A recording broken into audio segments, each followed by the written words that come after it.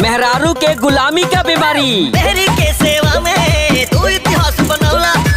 सुनी खाना में क्या बनी? खाना भी बनाना पड़ेगा।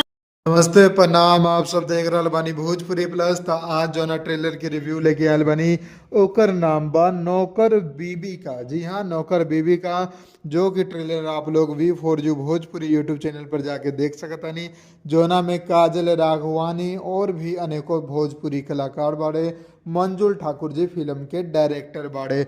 बात करें स्टोरी के, तो स्टोरी बा एगो ऐसन परिवार के जोना में दूगो बेटा बा, एगो पुतोह बा, सास बा, ससुर बा, सब कुछ ठीक बा। लेकिन जौन बड़ा बेटा बा उ अपन पुतोह के यानी कि अपन घर वाली के बहुत ही ज़्यादा सेवा करेला। यही चलते पूरा गांव वाला जौन बा ओकरा के नौकर बीबी का कहेला, जोरू के गुलाम कहेला और भी बहुत कुछ कहेला। लेकिन उ सब के परवाह कैला के बिना उ अपन बीबी के हर तरह से सेवा करेला।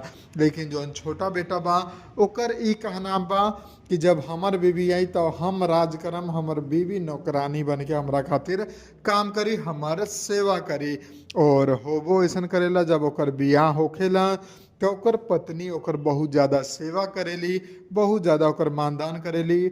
जो भी चीज़ उ कहेला उ सब चीज़ ओके बना के देवेली।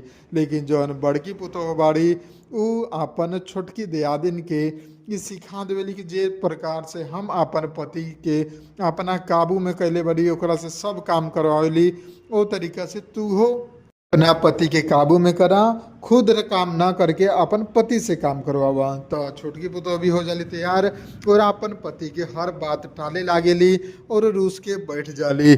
तब छोटका जौन भाई रहेला, जौन पति रहेला, उहो अपन बीवी के गुलाम हो जाला और सारा काम काज उहे करे लागेला। सब्जी तरकारी झाड़ू पोछा सारा काम उहे छोटका बेटा करे लागेला। और दोनों बेटा जोन बाड़े वो पत्नी के गुलाम जैसे कि कहीं तक सेवा करे लागेले।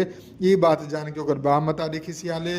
तब जोन बा ओकर मतारी के भी दोनों पुतोह मिल के सिखा देली कि अपन पति के अपन काबू में रखी। हमने की तरह तो तीनों मिल के अपन तीनों पति के यानी कि दोनों भाई और बाप के काबू में कर ले। जोना कारण पूरा गाँव में हल्ला हो जाला कि बीमारी वाला घर बा। जोना में एगो खास तरह के बीमारी बा कि पत्नी के पति सेवा करे लाग रहा बा, पूरा विधि के विधान कहीं बदल देले बा। तो यह स्टोरी बहुत ही फनी अंदाज में दिखाल गया बा। काजल राघवानी बाड़े, प्रकाश जास बाड़े और भी अनेकों कलाकार बाड़े। आप लोगन के खूब मनोरंजन करिए। ट्रेलर आ चुकल बा, जाके यूट्यूब पर देख सकता नहीं। अगर हमारी रिव्यू पसंद आयल बा तो वीडियो के लाइक करके शेयर कर दी। हम मिला आप लोगन के एगो नया वीडियो में, तब तक खातिर जय हिंद, जय भोजपुरी, प्रणाम।